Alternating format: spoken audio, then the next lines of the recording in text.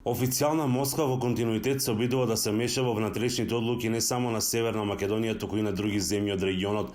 Вака аналитичари оценуваат последната изјава на портпаролката на Руското министерство за надворешни работи Марија Захарова, која одлуката на македонските власти да и донираат на Украина 12 хеликоптери ја нарече голема грешка. Тоа користејќи конвенционални и неконвенционални средства и методи.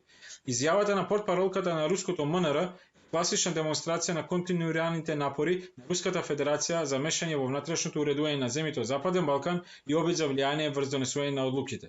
Хасановиќ вели дека во 2018 година, кога започнал процесот на ратификација на протоколот за членство на Северна Македонија во НАТО, амбасадорот на Руската Федерација изјавил дека при судир на Русија и НАТО, Македонија би била легитимна мета. Денес, после речиси 5 години, гледаме истиот наратив со закани за заплашување да се влијае врз донесувањето на стратешките одлуки во други земји.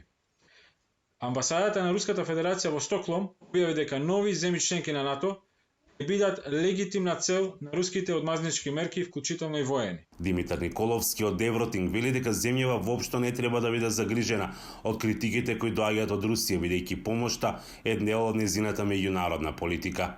Во однос на мешањето во внатрешната политика на нашата држава, Русија има многу по-перфидни начини тоа да го прави и го прави преку така наречените трол или брод фарми, преку социјалните мрежи, каде да се обидуваат да го свртат јавното мислење во своја корист или преку директна поддршка кон локални партнери и ченители, дали се тоа некои организации кои делуваат кај нас или пак политички партии. И очекувам да се интензивира тоа во наредниот период. Тоа што може да се очекува од Русија во наредниот период е да се обиде под максимата на православно словенското братство, да ги подгрее етничките тензии во Република Српска, Црна Гора и северот на Косово. На тој начин да се обиде да ги подкопа напорите на западните сојузници за градење на долгорочен мир и стабилност. Не треба да се исклучи можноста Русија да ја зајакне поддршката за про-Кремљ ориентираните политички партии и нивните лидери во земјите од Западен Балкан, кои имаат сецесионистички амбиции. Непосредно по руската реакција за македонската донација за Украина, телефонски разговараа премиерот Димитар Ковачевски и генералниот секретар на НАТО Јенс Столтенберг. Се сложиле дека силното и обединето сојузништво на алијансата придонесува за заедничко надминување на предизвиците кои ги носи бруталната инвазија која Русија ја врши врз Украина, а била констатирана и важноста на консолидираниот пристап во сајбер безбедноста и справувањето со хибридните закани.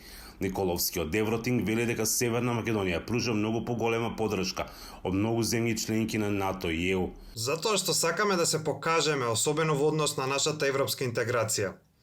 Мислам дека така ќе продолжи и понатаму, иако нашите капацитети се толку, и не верувам дека ќе можеме уште многу да даваме во однос на воена поддршка. Но моја проценка е дека тоа е некоја стратегија на самото Министерство за одбрана за обновување на својот арсенал што го има.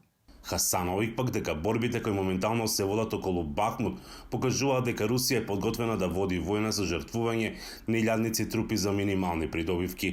Од тие причини се работи за потребата од зголемување на индустријскиот капацитет на земјите членки на НАТО и ЕУ, да ја поддржат Украина со оружје, муниција и резервни делови уште долго време со цел Украина да одбрани својата територија, бидејќи во исто време и Русија добива поддршка од Иран и останатите авторитарни режими. Тој одлуката на македонската влада да донира хеликоптери и оценува како континуитет во напорите на земјата за поддршка на Украина и смета дека поддршката мора да продолжи онолку колку што е потребно. Земјава веќе и подари на Украина авиони Сухој и тенкови Т-72. За Гласот на Америка, Мики Трајковски.